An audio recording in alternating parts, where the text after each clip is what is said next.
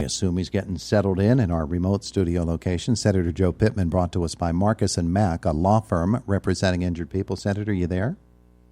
I am. There you go. There you go. It's good to have you with us here today as we get an update on things that have been happening in Harrisburg from your perspective.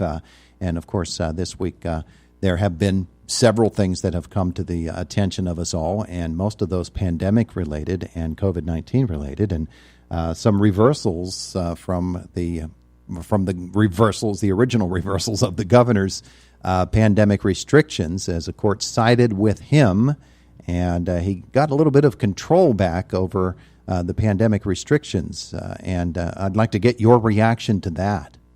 Well, appreciate it, Todd. This is what happens when we don't go through a normal legislative process to establish certainty within the framework of how our government is operating. You know, we have court rulings that flip and flop. We have a governor who changes the rules of the road, and I understand circumstances change with them.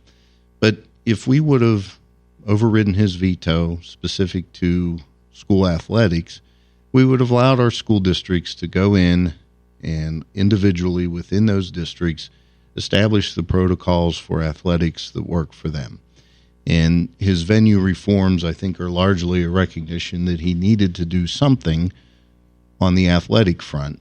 And I think it was important. And obviously, I'm ultimately glad he did it, because at the end of the day, parents and their families deserve to watch student athletes and members of the band and members of the cheering squad participate in those activities. As you have watched this unfold through the courts, I'm sure there were great disappointments, but you do make a good point in that the legislature had a chance to override the governor here, and a lot of people changed their votes. That must have been very disappointing. It was, and it was surprising. I don't know the dynamics of the House of Representatives, and I get that there are members of the same political party that feel a need to support their governor.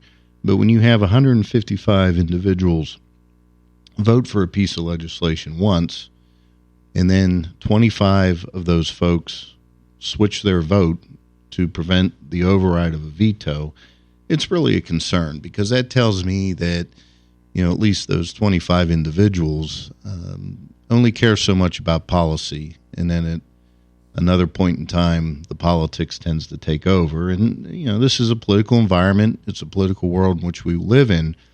But at the same time, we're dealing with the lives of students and families who are very concerned and find the ability to participate in these events to be very important. And I think it's disappointing that they made that decision and denied them that opportunity.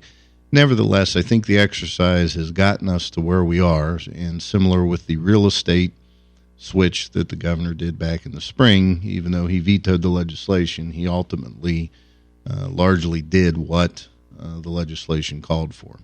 The Auditor General reacting this week as well, as he issued a report about the governor's policy regarding who gets to play and who doesn't, basically, when it comes to businesses being open and picking and choosing. The Auditor General, let's say, not thrilled with it, noting some inconsistencies, but was it strong enough?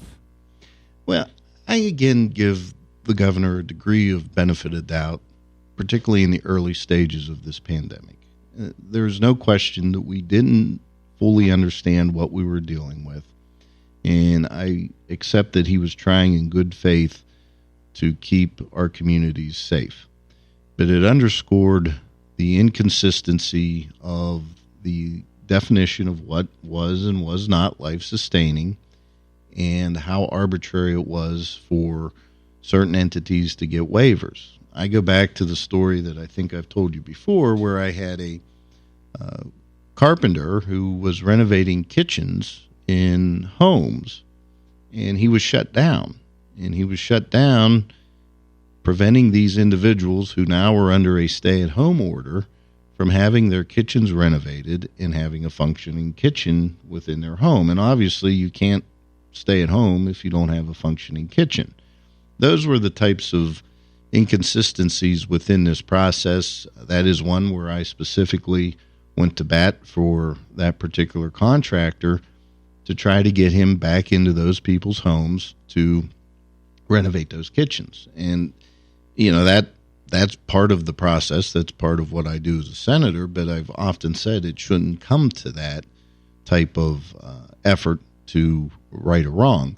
But nevertheless, those are the types of issues we had.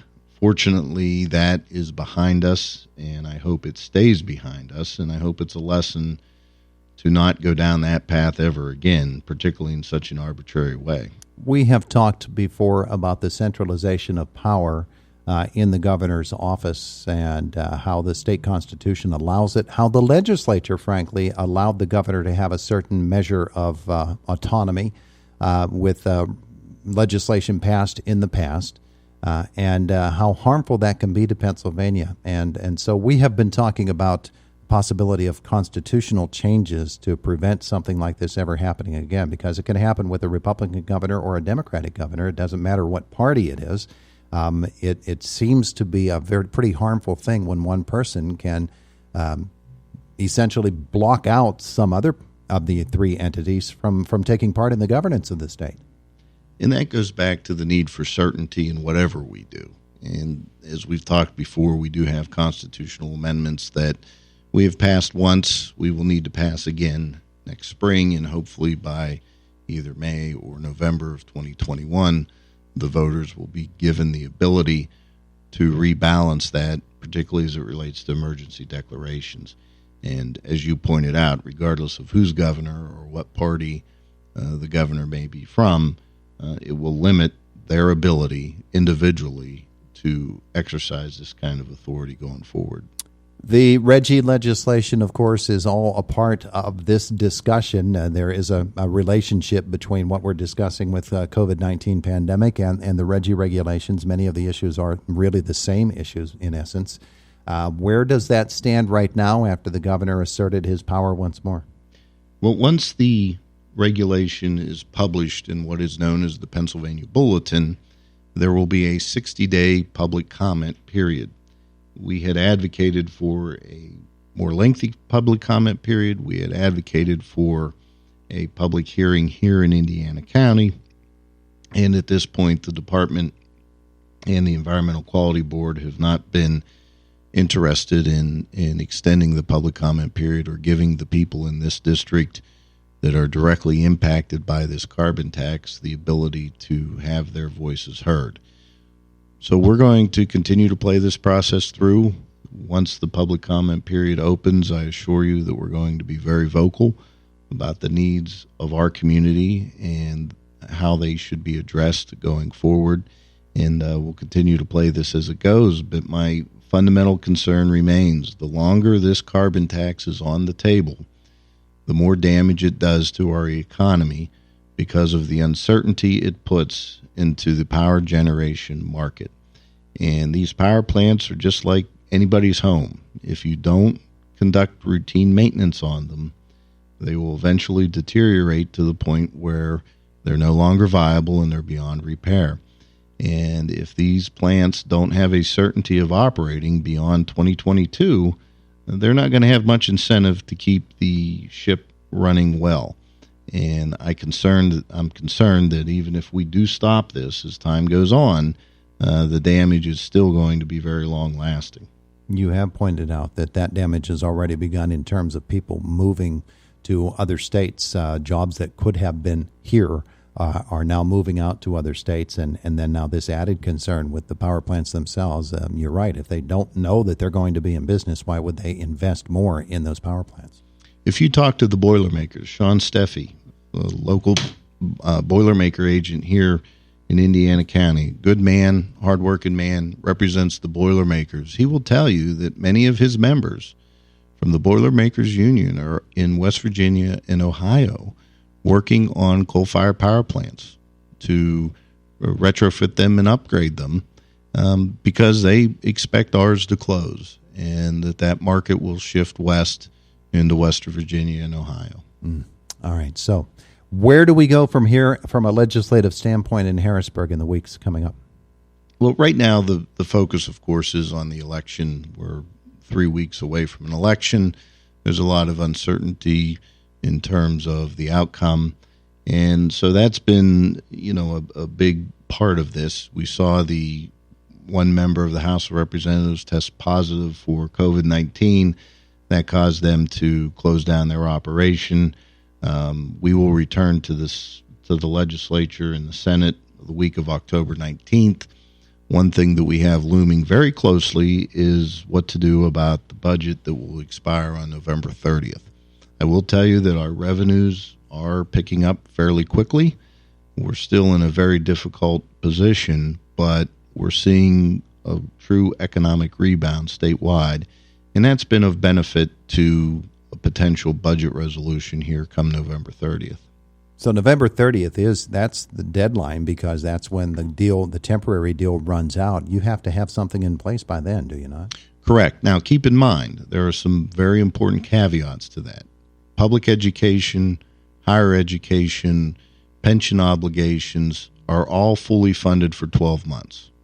Mm-hmm. So come December 1st, our public schools, our institutions of higher education, our debt service obligations will continue to be taken care of. What we're talking about come December 1st is the operation of the core government in Harrisburg. But much of what impacts our daily lives will continue to operate as normal. Our final minute with Senator Joe Pittman. Chancellor Greenstein was here last week virtually for his IUP campus visit. The numbers that they're talking about at IUP, not very hopeful right now in terms of revenue and financial decisions that must be made. I'm sure you more than just followed those discussions. What's your reaction to what you heard last week? Well, it underscores the reform structure that we passed and the need for it back in June. As we've talked before, with the 14 state system schools, the Board of Governors now has the ability, with the important exception of IUP in Westchester, to right-size the other institutions, to force perhaps some consolidations among them and make them more efficient. IUP has often carried the burden for the rest of the state system. And in hindsight, I would argue that if not for the weakness of the other schools, IUP itself would not be in as weak of a position as it is. But there's hard decisions to be made. There's hard decisions ahead. If you don't keep student housing rates and you don't keep tuition down, particularly in this economic environment, you don't have students. And when you don't have students, that's whenever the calls for reduction of staff come into play. And that's a very difficult conversation to have. So I'm hoping in the medium run, because of IUP's independent status and the push to right-size the other schools, that will help bring us out of this in a much stronger position. Senator Joe Pittman trying to put the puzzle together along with everybody else in Harrisburg. Thank you for your time visiting with us this morning. Anytime, Todd. Thank you. Have a great day. It is the voice of Indiana County, WCCS, 101.1 FM and AM 1160. AM 1160.